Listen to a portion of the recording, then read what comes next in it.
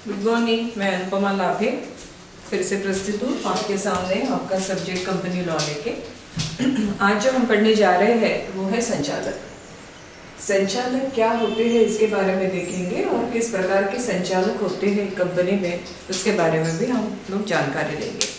वैसे आप सभी जानते हैं कि एक संचालक का एक कंपनी में कितना महत्व होता है। बगैर संचालक की कंपनियां अपना कार्य व्यवस्थित तरह से कर ही नहीं सकती है।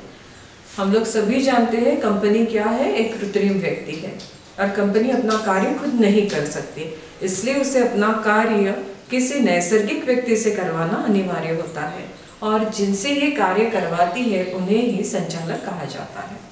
तो संचालकों की परिभाषा दी गई है कंपनी अधिनियम के अंतर्गत भी, और कई लोगों ने, स्कॉलर्स जो है उन्होंने भी कंपनी अधिनियम के अंदर संचालक की व्याख्या जो है दी हुई है।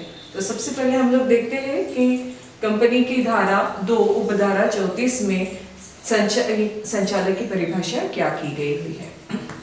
संचालक का आशय एक ऐसे व्यक्ति से है जो संचालक का स्थान प्राप्त किए हुए है, चाहे उसे किसी भी नाम से पुकारा जा सकता है। कंपनी अधिनियम बताता है कि ऐसे व्यक्ति जिसकी नियुक्ति ही संचालक के रूप में की गई हुई है, यानी उसने उस कंपनी में संचालक के रूप में अपना स्थान ग्रहण किया हुआ है, उसे किसी भी नाम से आप पुकार सकते हो। जरूरी नहीं है कि आपने उसे संचालक करके ही बोलना है, लेकिन अगर उसने उस स्थान को प्राप्त किया हुआ है तो उसे संचालक कहा जाएगा। लेकिन ये जो व्याख्या है वो संचालक की पूर्णतः से अर्थ हमें स्पष्ट नहीं करता है, इसलिए दूसरी डेफिनेशन हम लोग देखेंगे जिसे बताया गया है सर जॉर्ज जैसल ने। उनके उस अनुसार संचालक से मतलब ये है, संचालक को किसी भी नाम से पुकारे इसका महत्व नहीं है, बशर्ते आप उनकी वास्तविक स्थिति को पहचाने। ये व्यावसायिक व्यक्ति होते हैं जो अपने तथा अंशधारियों के लाभ के लिए व्यापारिक संगठन का प्रबंध करते हैं। ये जो डेफिनेशन है सर जॉर्ज वेसल ने दी हुई है वो बताते हैं कि आप किसी भी नाम से पुकारे, जैसे कि कंपनी अधिनियम में बताया है संचालकों को आप किसी भी नाम से पुकार सकते हैं, लेकिन क्या जरूरी है उनकी वास्तविक स्थिति को पहचाने। वास्तविक स्थिति को पहचाने का यहाँ पे मतलब ये होता है कि उनको किन अधिकारों की प्राप्ति हुई है, क्या वो कंपनी के लिए निर्णय ले सकते हैं, क्या कंपनी के लिए वो काम कर सकते हैं, और क्या कंपनी उनके ऊपर निर्भर है अपना लाभ कमाने के लिए या किसी व्यक्ति की नियुक्ति करने के लिए।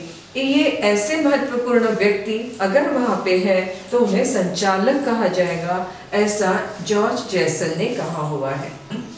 फिर ये बताते हैं ये व्यावसायिक व्यक्ति होते हैं, यानी कोई भी व्यक्ति जो है अगर संचालक के रूप में आपको नियुक्त करना है तो वह कैसा होना चाहिए, व्यवसायिक। देखिए कंपनी जो है वो लाभ कमाने के हेतु से स्थापित की जाती है।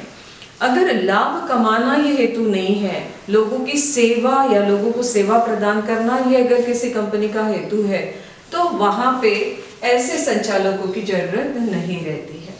तो यहाँ जब हम लोग कंपनी के बारे में बात कर रहे हैं, जो कंपनी लाभ कमाने हेतु स्थापित हुई है, ऐसे कंपनी के संचालक भी कैसे होने चाहिए, वो संचालक व्यावसायिक व्यक्ति होने चाहिए जो अपने भी लाभ के बारे में सोचे, और अंशधारी जिन्होंने अपना पैसा कंपनी चलाने के लिए दिया हुआ है, ऐसे अंशधारियों को भी लाभ प्राप्त कर देने का उद्देश्य उनका हो, और इस हेतु को प्राप्त करने के लिए यदि वो कार्य कर रहे हैं तो ऐसे व्यक्ति को कहा जाता है संचालक। समझ में आ रहा है? तो संचालक क्या होता है? संचालक एक ऐसी व्यक्ति जिसने एक ऐसे स्थान को ग्रहण किया है जहाँ पे वो कंपनी के लिए कोई भी निर्णय ले सकता है, किसी भी निर्णय को लेने के लिए वो किसी दूसरे व्यक्ति को भी कह सकता है, और दूसरा ये कि वो लाभ कमाने हेतु कंपनी के कार्य को चला रहा है। देखिए यहाँ पे उन्होंने बताया है कि वो अपने लिए भी लाभ कमाना चाहता है। अपने लिए लाभ कमाना यानी क्या होता है, यदि कंपनी को प्रॉफिट नहीं है तो ऐसे संचालकों की कंपनी को कोई जरूरत नहीं रहेगी। जैसे कंपनी कार्य, अपना जो कार्य है वो किसके द्वारा करती है, संचालकों के द्वारा। और अगर मैं कोई व्यवसाय प्रारंभ करती हूँ तो मेरा उद्देश्य क्या होता है, लाभ कमाना, बराबर है। अगर मैं लाभ कमाती हूँ तो ही मेरा उस कंपनी में कोई अस्तित्व रहता है। तो इसीलिए कहा है कि संचालक एक व्यावसायिक व्यक्ति है जो अपने लाभ के बारे में भी सोचता है, साथ ही साथ अंशधारियों को भी लाभ हो उसके बारे में प्रयास करता है। तो इससे हमें समझ में आ गया है कि संचालक क्या होते हैं। अभी हम लोग देखते हैं कि इसके प्रकार क्या है। संचालकों के विभिन्न प्रकार है। सबसे पहले है सामान्य संचालक। ये सामान्य संचालक वो होते हैं जो मीटिंग को अटेंड करते हैं। मीटिंग में उन्हें जो बताया, सभा में उन्हें जो बताया जाता है कंपनी अधिनियम के अंतर्गत, वो कार्य करने के लिए वो वहाँ पे प्रयास करते हैं।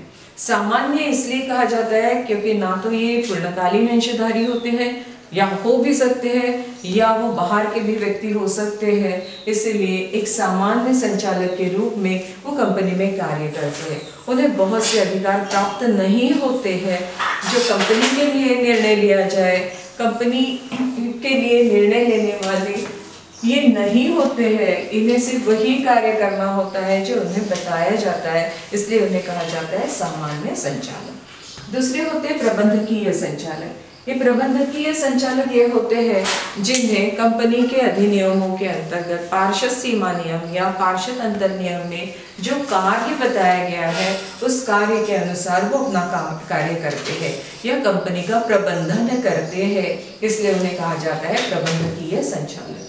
तीसरे होते हैं पूर्णकालिक संचालक। ये व्यक्ति वो संचालक होते हैं वो अपना ज्यादा से ज्यादा समय या पूरा का पूरा समय किसे दे रहे हैं, कंपनी के कार्य के लिए देते हैं। और ये महत्वपूर्ण व्यक्ति होते हैं जिनके ऊपर कंपनी के प्रॉफिट या जिसे हम लोग कहते हैं कि कंपनी का सर्वाइवल, कंपनी रहेगी या नहीं रहेगी, ये इनके ऊपर पूरी की पूरी तरह निर्भर रहता है, इसलिए इन्हें कहा जाता है पूर्णकालिक संचालक।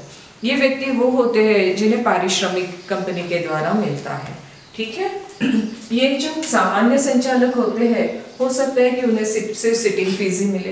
ये हो सकता है ये सामान्य संचालक दूसरे भी जगह पे संचालक के रूप में कार्य कर रहे हैं, लेकिन ये पूर्णकालिक संचालक ये होता है वो सिर्फ और सिर्फ इसी कंपनी में संचालक के रूप में कार्य करता है, उसे किसी और कंपनी में संचालक के रूप में कार्य करने की अनुमति प्राप्त नहीं होती है। दूसरे होते हैं अतिरिक्त संचालक। अतिरिक्त संचालक ये होते हैं जिनकी जरूरत होती है कंपनी के जो संचालक है, उन्हें लगता है कि नहीं हमें और संचालकों की अपने यहाँ पे कार्य करने के लिए जरूरत है, तो दो सामान्य सभाओं के बीच में जिन संचालकों की नियुक्ति की जाती है उन्हें कहा जाता है अतिरिक्त संचालक। ये अतिरिक्त संचालक तब तक के कार्य करते हैं जब तक के सामान्य सभा का आयोजन नहीं किया जाता है।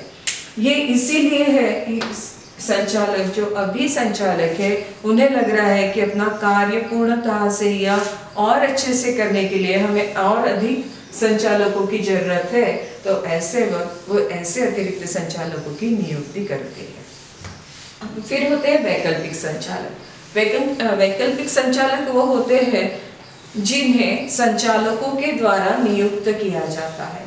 संचालक इन्हें इसलिए नियुक्त करते हैं क्योंकि जो अभी जो वहाँ पे संचालक है लेकिन किसी कारणवश वो भारत से 3 महीने तक के बाहर रहने वाले हैं, इसलिए उनके जगह पे किसी और की नियुक्ति करना अगर उनको जरूरी लग रहा है तो ऐसे समय पे वो जिस संचालक की नियुक्ति उस स्थान पर करते हैं उसे कहा जाता है वैकल्पिक संचालक। ये वैकल्पिक संचालक तभी ही कंपनी के यहाँ पे काम कर सकता है जब तक के जिसके जगह पे उसकी नियुक्ति हो गई है वो वापस नहीं आ जाता। जैसे ही वो वापस आ जाता है ये संचालक को अपने आप अपना जो ऑफिस है वो छोड़ना पड़ता है। फिर होते हैं पेशेवर संचालक। पेशेवर संचालक वो होते हैं जो अपना एक्सपर्टाइज नॉलेज जो है वो कंपनी को प्रदान करते हैं। ये जो पेशेवर संचालक होते हैं वो कई कंपनियों में कार्य कर सकते हैं। ये अपने प्रोफेशन, अपने एक्सपर्टाइज नॉलेज को प्रदान करने के लिए ही संचालक के रूप में नियुक्त किए जाते हैं। फिर होते हैं नामांकित संचालक। ये जो संचालक होते हैं, जैसे कि देखिए कंपनी को फाइनेंस की जरूरत पड़ती है, विभिन्न वित्तीय संस्थाओं से या बैंकों से वो फाइनेंस रेज करते हैं। तो ऐसे समय पे वो फाइनेंस कंपनी या तो वो बैंकिंग कंपनी चाहती है कि हमारा भी एक प्रतिनिधि उस कंपनी के ऊपर देखरेख करने के लिए अपॉइंट किया जाए। तो ऐसे समय में उन बैंक के द्वारा या फाइनेंशियल इंस्टीट्यूशन के द्वारा जिस व्यक्ति की नियुक्ति संचालक मंडल में की जाती है उसे कहा जाता है नामांकित संचालक। फिर होते हैं स्वतंत्र संचालक, जो स्वतंत्र रूप से कार्य करने वाले संचालक होते हैं उन्हें कहा जाता है स्वतंत्र संचालक यानी इंडिपेंडेंट संचालक। वो किसी के भी प्रभाव के अंदर अपना कार्य नहीं करते हैं। और फिर आखिरी में होते हैं छोटे अंशधारियों के संचालक। ये छोटे अंशधारियों के संचालक वो होते हैं जिन अंशधारियों के पास 20,000 तक के या 20,000 के कम के मूल्य के शेयर है। ऐसे अंशधारियों को कहा जाता है छोटे अंशधारी। जैसे कि आप जानते हो कि ज़्यादा से ज़्यादा जो अंशधारी होंगे उन्हीं का रिप्रेजेंटेटिव क्या किया जाता है, संचालक के रूप में नियुक्त किया जाता है।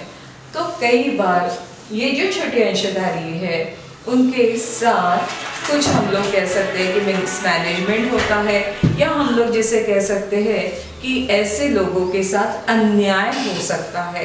तो ये अन्याय को रोकने के लिए वो क्या करते हैं, उन्हें अधिकार दिया हुआ है कि ऐसे अंशधारी भी अपने एक संचालक की नियुक्ति करें। वो प्रोपोर्शनेट रेट में ऐसे अंशधारियों की नियुक्ति की जाती है। इसीलिए इन संचालकों को कहा जाता है छोटे अंशधारियों के संचालक। ठीक है, तो ये समझ में आ गया है आप लोगों के कि संचालक क्या होता है और संचालकों के प्रकार क्या होते हैं। अगले इसमें हम लोग देखेंगे कि संचालकों की अपॉइंटमेंट यानी नियुक्ति किस तरह से की जाती है। ठीक है, धन्यवाद।